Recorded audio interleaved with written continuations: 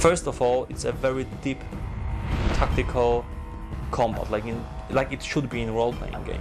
So we develop our character. We have like 250 different abilities, and we can use those abilities in combat, not only in combat but mostly in combat. There are lots of spells. We have 5 completely different magical powers. We have 6 completely different fighting styles. We can combine those fighting styles with those spells to produce very effective tactics against monsters and also human opponents.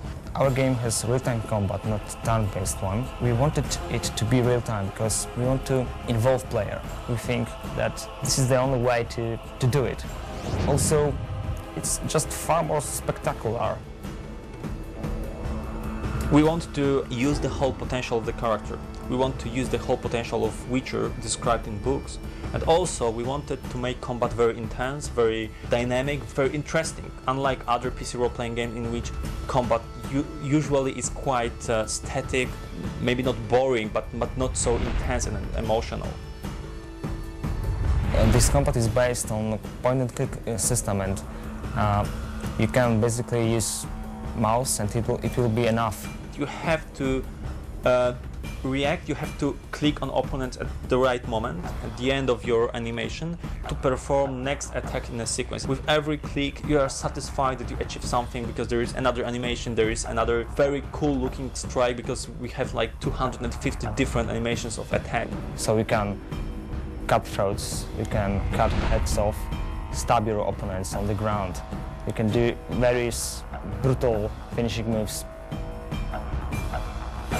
Witchers also are trained alchemists.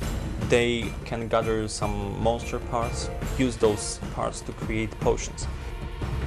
Also, we have over 50 various potions which are used during combat or before combat. Some of those potions enable us to see in darkness, other potions speed us up. There are also resistance potions, regeneration potions, lots of very specialized potions working only on Witchers because they are poisons for normal humans. Witchers also can use some kind of magic. It's called Witcher's signs. Those signs are basically spells, very simple but very effective in combat. For example, the most famous of signs is Sign of Art. It's kind of telekinetical push.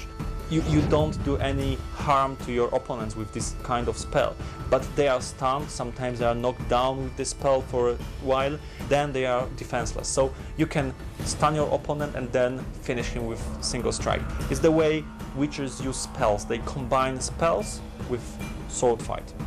What about equipment in the game? Of course, it's a role-playing game, so there is plenty of equipment, like different weapons and stuff like that. First of all, they're using medallion. It's mark of their trade. This is also magical medallion. It detects monsters, it detects magic, and in the game we will use it to detect monsters and also to protect from spells. Also very important is a silver sword and steel sword. Witchers always carry 2 swords, one against monsters made from silver and another one made from a special steel against humans. Actually, it's not against humans, but it's against some kind of monsters that are immune to silver. We extensively use motion capture in the game, mostly because we wanted to have a very unique fighting style of Geralt. To create this kind of style is a really complex process because it involves a lot of people. The stunt group, the designing team, and the animation team, and all that guys work together just to create the unique fighting style you can use.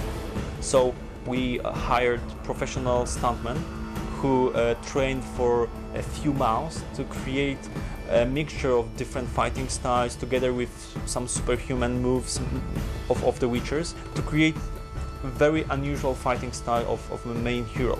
It has like 300 different animations, motion capture animations just for Geralt. In game we have totally around 1000 of all motion capture animations. Rest of them are fist fight animations, there are combat animations for other human opponents. We wanted to have a combat system which is very involving. You have to observe what's happening, you have to be concentrated on your character and also on opponents. From the very beginning of creation of the combat, there was one limitation. It should be really easy to control, because we wanted to create a game that will be accessible for casual gamers. So you can finish the game with just a mouse. Of course, for more advanced players, they can use keyboard, but for casual gamers or people who don't want to, struggle with interface and controls, they can really enjoy the whole game with just a mouse.